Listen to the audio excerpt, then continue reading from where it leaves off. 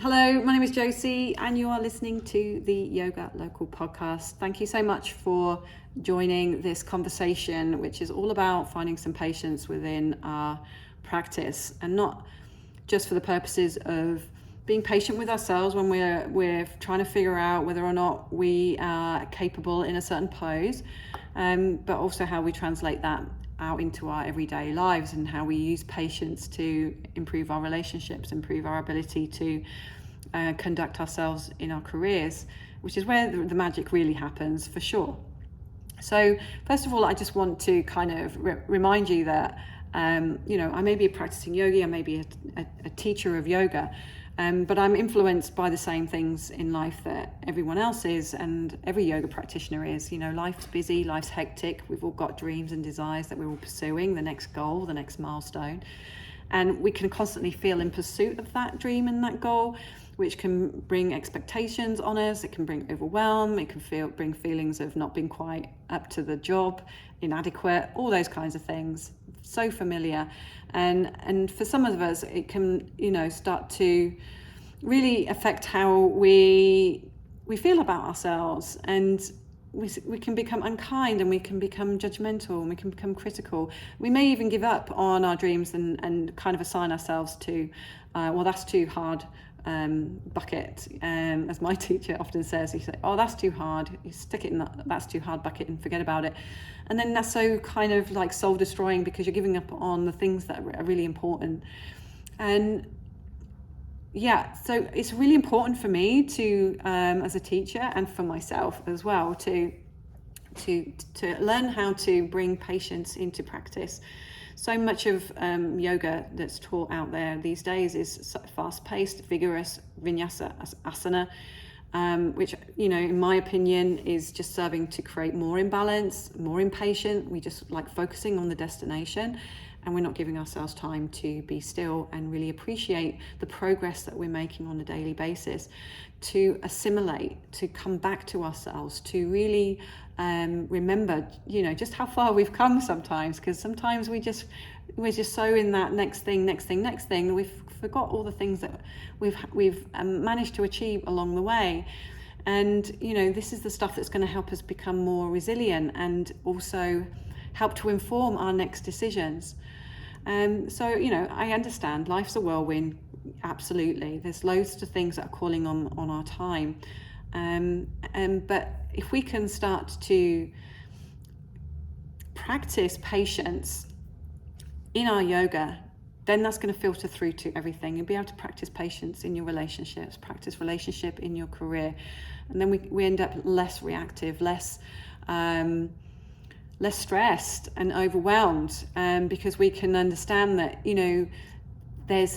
there's time to pause, there's time to reflect, there's time to reconsider, there's time to redirect, there's time to do nothing if necessary. And sometimes it's a most powerful thing is to stop and do nothing and gather your thoughts, take a breath, and then come at it from a new angle, from a new level of consciousness, from a new level of understanding. So just be inquiring. Obviously when you're practicing here, this is built into what we do. This the practices are designed to move us to where we want to go in a sustainable way. It's all about the system. It's all about the progression, and you will be taught how to move out of your maybe habitual patterns of just doing more to achieve more, and addressing that belief system and coming back to, how do I achieve more by doing less? And this is when we start to slow down the poses, do less poses, connect into our breathing, and allow something within us to shift. It's in the space, it's in the silence, it's in the stillness that we get to transform.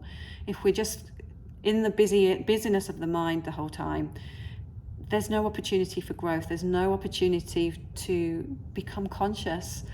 And really, isn't that what we're here to do as yogis? We're moving towards higher states of consciousness, higher states of awareness. And, you know, here's the thing, the real magic of this is going to relate, this is going to move and translate into everything that you do.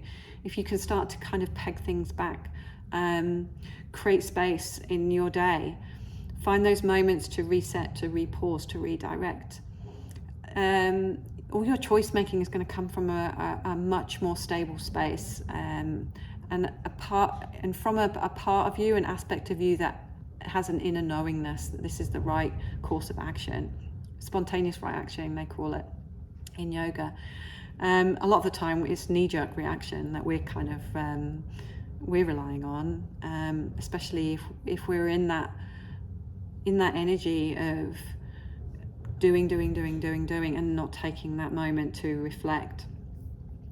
So if you're feeling like, you know, you're feeling overwhelmed and your practice isn't actually moving you more into reflection and stillness and calm and peace, I really want you to question how you're practicing and if there is another way, because there is, and it will get you to where you want to be for sure, but it will get you there more efficiently, more effectively, with less stress, with more calm, with more ease, with more grace. Do we not want that? Okay, do we want to be that, or do we want to be the yogi that's grunting and groaning and huffing and puffing their way through practice and then exhausting and sweating at the end of their session, and still the mind's racing? Is that yoga?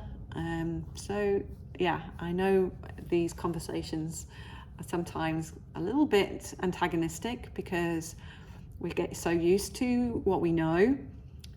We see everyone around us behaving that way, doing it that way, and it can be really, really difficult to be the one that goes, hang on a minute, this doesn't make sense, and slow down, take a good look around, and choose something else. Choose something that's going to actually get you to where you want to be in a way, and with a, you know, with soul intact, right? Your soul intact, you fully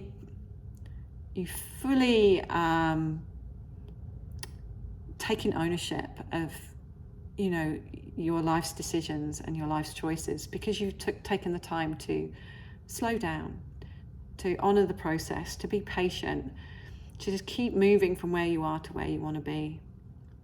And honestly, it's there that you'll find it's there that you'll find the answers. It's in that space that you'll find the answers. So I encourage you to be patient with yourself. Find places where you can find stillness in your practice. If you're not sure how to do that, we for sure can help you to bring that into your practice if it's lacking in your practice. And come and check us out. We'd love to help you find that peace and calm that's available to us all. We've just got to be brave and slow down. All right, bye for now.